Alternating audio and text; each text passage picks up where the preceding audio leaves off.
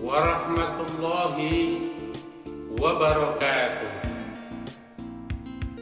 Innal hamdalillah nahmaduhu wa nasta'inuhu wa nastaghfiruh wa na'udzu billahi min shururi anfusina wa min sayyiati a'malina may yahdihillahu fala mudilla lahu wa may yudlil fala hadiya lahu. Ashhadu an la ilaha illallah wahdahu la syarika lahu wa ashhadu anna Muhammadan abduhu wa rasuluhu la nabiyya wa rasula ba'da.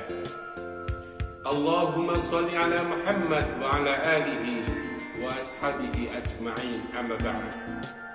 Ya ayyuhalladzina amanu taqullaha haqqa tuqatih wa la tamutunna illa wa antum muslimun. Saudara-saudara yang berbahagia, marilah kita senantiasa memanjatkan puji dan syukur kepada Allah Subhanahu wa taala atas nikmat, karunia dan rahmatnya. Maka pada kesempatan kali ini kita masih dalam keadaan sehat walafiat. Selanjutnya salam dan selawat semoga tetap tercurah kepada uswah hasanah Rasulullah Muhammad sallallahu alaihi wasallam, kepada keluarganya, para sahabatnya, para tabi'in dan semua umatnya yang senantiasa teguh memegang petunjuk dan sunnah-sunnahnya hingga yaumul kiamah. Saudara-saudara sekalian yang berbahagia, pada pertemuan kali ini saya akan menyampaikan perbandingan pendidikan. Namun selanjutnya saudara saya persilakan untuk absen melalui live chat. Sekali lagi absennya melalui live chat.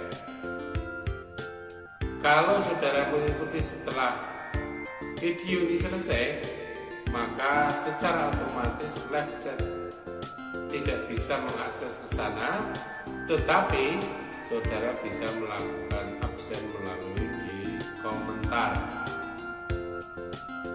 Tetapi saudara tercatat sebagai mengikuti perkuliahan tetapi tidak sesuai waktu yang ditentukan. Saudara-saudara sekalian yang berbahagia, untuk materi kali ini saya akan menyampaikan beberapa hal terkait dengan perbandingan pendidikan. Kita mulai tentang sendi perbandingan. Kalau pada awal perkembangannya karya-karya pendidikan perbandingan bersifat kepraktisan, pada perkembangan berikutnya dan hingga akhir-akhir ini pendidikan perbandingan itu bersifat atau bercorak kepraktisan dan sekaligus keilmuan. Corak kepraktisan itu berkisar pada tujuan studi yang ditekankan pada adanya informasi tentang pendidikan di negara lain, serta di mana perlu mengambil bagian-bagian yang dapat ditiru dan diterapkan di negeri sendiri. Gunanya apa? Gunanya adalah untuk perbaikan pendidikan. Ini tadi dari corak kepraktisan, ya, mengambil bagian-bagian yang dianggap penting untuk ditiru dan dipraktekkan di negerinya sendiri. Kemudian yang kedua adalah corak keilmuan. Corak keilmuan ini berkisar pada usaha untuk menjadikan studi itu lebih sistematis. Jadi ini kalau dari corak keilmuan,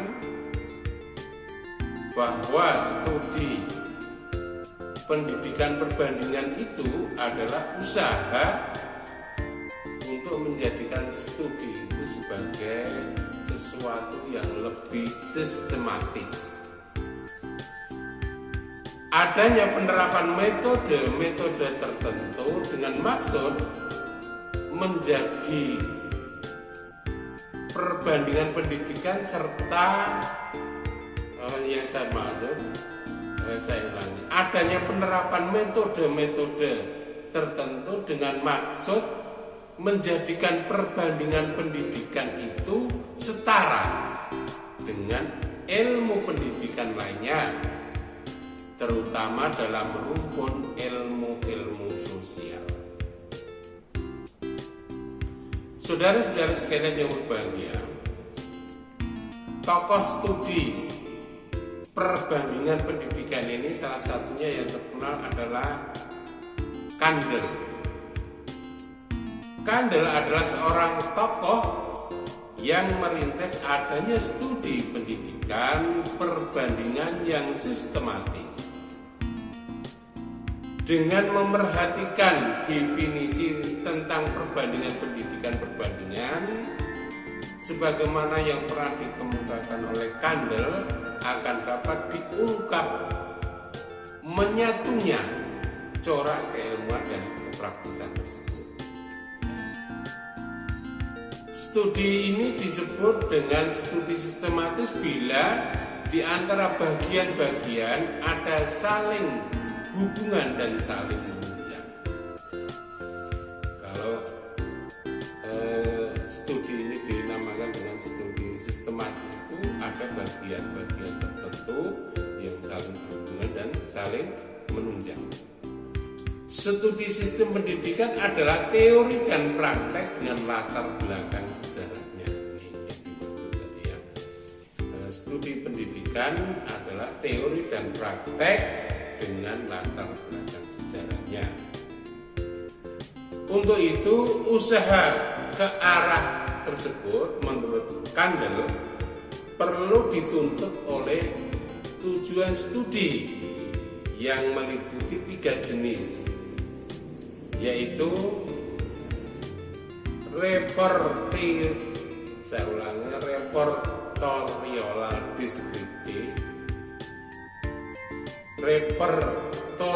deskriptif, yang pertama.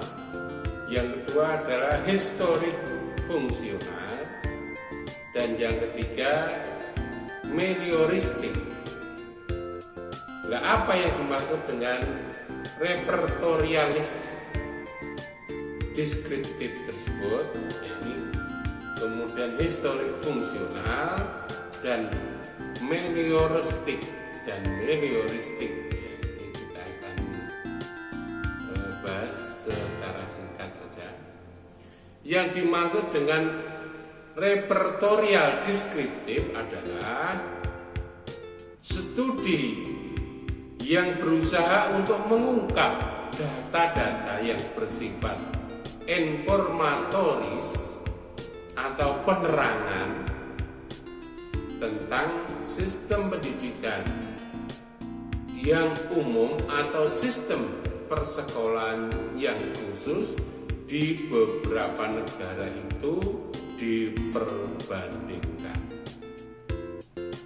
Tahap pertama, data yang dipelajari diklasifikasikan dengan kategori sederhana seperti organisasi dan administrasi pendidikan,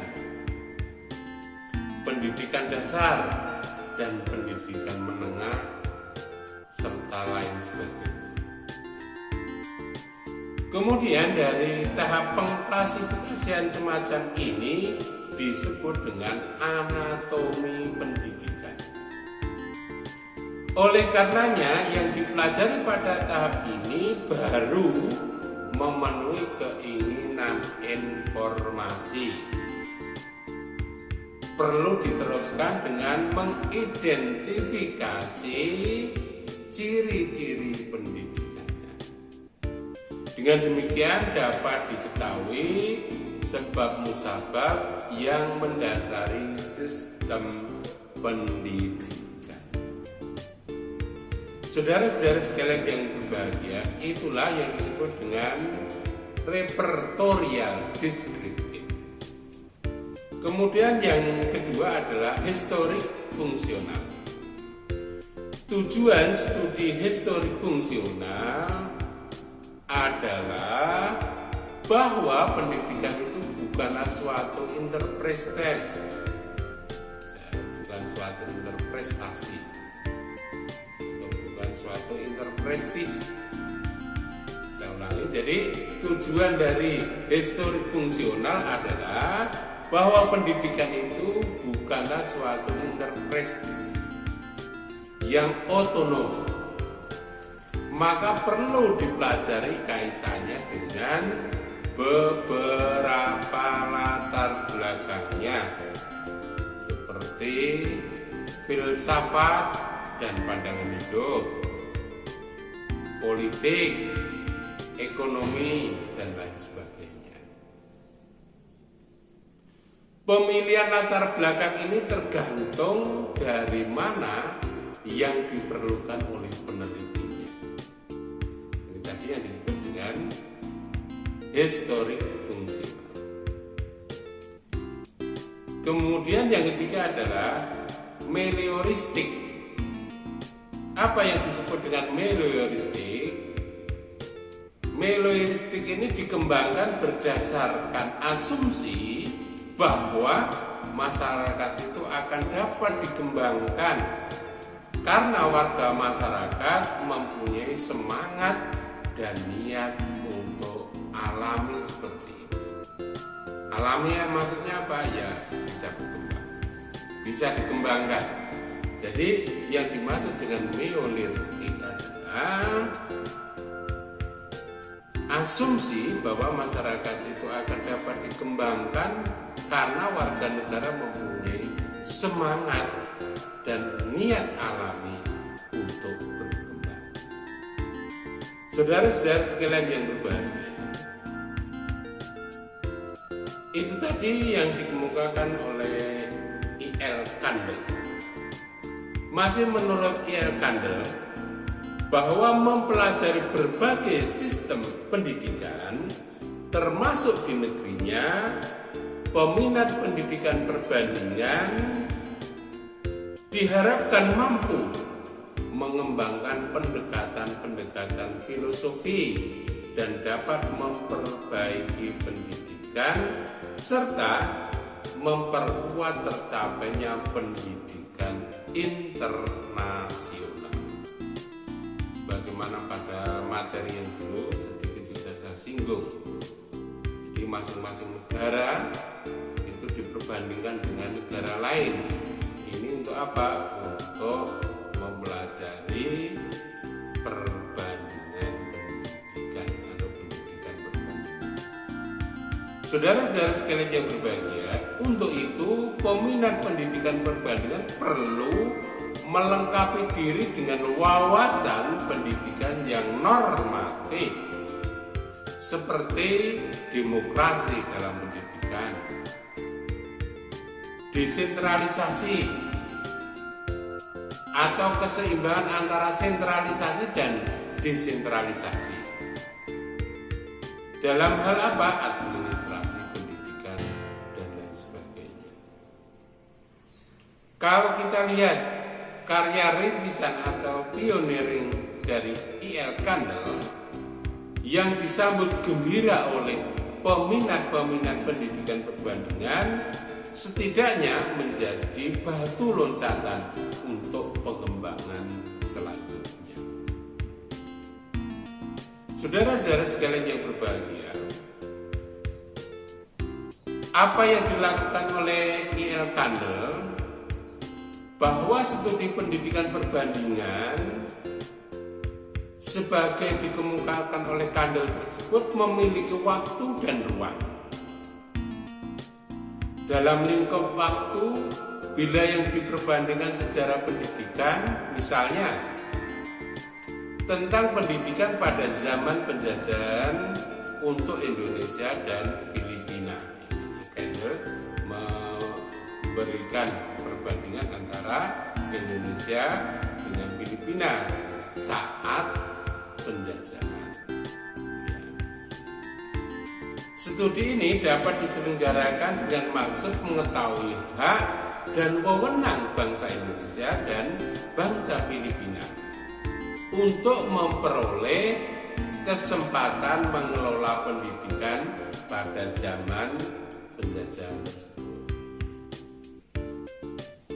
Saudara-saudara sekalian yang berbahagia, tinggi rendahnya wewenang dan hak itu akan dapat digunakan sebagai perkiraan tentang taraf kesuksesan pemerataan pendidikan atau universal education di masing-masing negara tersebut. Saudara-saudara sekalian yang berbahagia, studi komparasi tentang politik pendidikan yang pernah diselenggarakan pemerintah Hindia Belanda dan Amerika sekitar tahun 1940 bahwa di Indonesia terdapat sekitar 50% dan di Filipina tinggal 40%. Dalam hal apa? Buta. Jadi ini pernah Belanda dan Amerika mengadakan penelitian membandingkan antara pendidikan yang ada di Indonesia dan di Filipina. Dalam penelitian itu disimpulkan tingkat buta huruf kalau di Indonesia itu masih 50%, bahkan lebih, tetapi kalau di Filipina itu kurang dari 40%. Hal itu menunjukkan bahwa di satu pihak adanya persiapan ke arah otonomi dan di pihak lain diarahkan kepada persiapan ke sana. Maka sekitar tahun 1940-an tersebut, sebagian besar guru dan pejabat dalam bidang pendidikan yang berkebangsaan Amerika di Filipina ditarik dan kemudian digantikan oleh bangsa Filipina. Maka dari hasil penelitian itu, Filipina dari sisi buta huruf itu lebih kecil dibanding Indonesia. Sementara di Indonesia, keleluasaan bangsa Indonesia atau pribumi hanya pada kedudukan sebagai guru pada sekolah-sekolah yang khas untuk pribumi. Kalau dulu disebut dengan sekolah desa, gitu ya. Mungkin sekarang jadi SD, ya, sekolah dasar. Sekolah desa atau sekolah sambungan atau sekolah skekel. Jadi ini orang-orang pribumi hanya mengelola pada sekolah desa atau sekolah dasar. Nah, perbandingan antara Indonesia dan Filipina yang dilakukan riset pada tahun 1940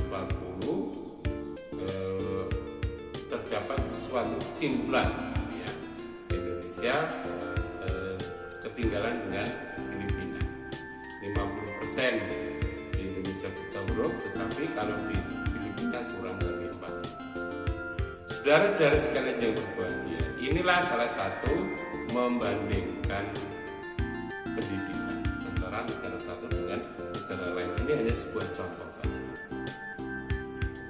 Dengan membandingkan dua aspek tersebut, dari sejarah dapat disimpulkan bahwa Filipina lebih siap dalam hal otonomi pendidikan pada awal kemerdekaannya dibanding Indonesia. Oleh karena itu, Indonesia kemudian perlu bekerja lebih keras dengan dilandasi semangat nasionalisme, dan berkat kerja keras tersebut, Indonesia akhirnya bisa mengejar ketertinggalannya dengan melaksanakan wajib belajar untuk taraf sekolah dasar seperti halnya di Filipina.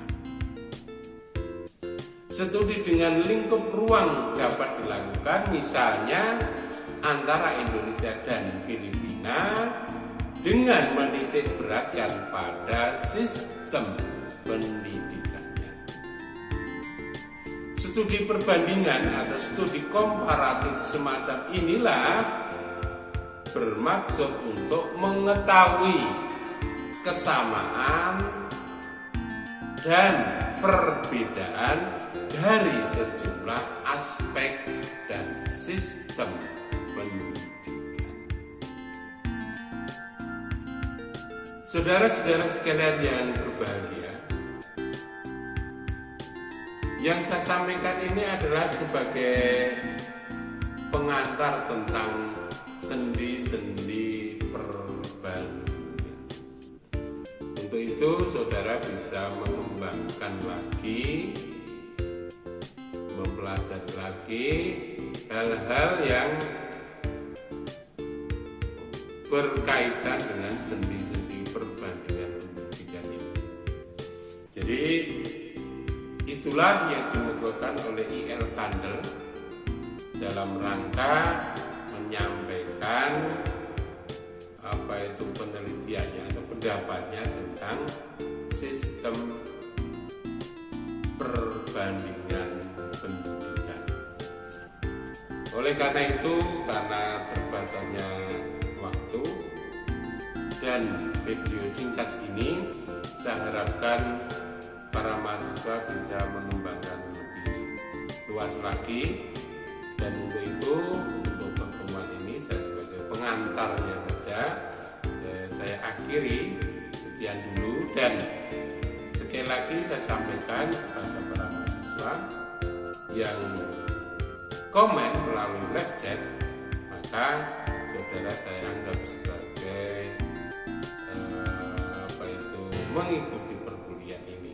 Sementara yang komen di kolom komentar, karena mengisi absen di kolom komentar, maka saudara saya anggap mengikuti kuliah tetapi terlambat. Untuk itu luangkan waktu yang singkat ini, mudah-mudahan ada manfaatnya bagi kita semuanya.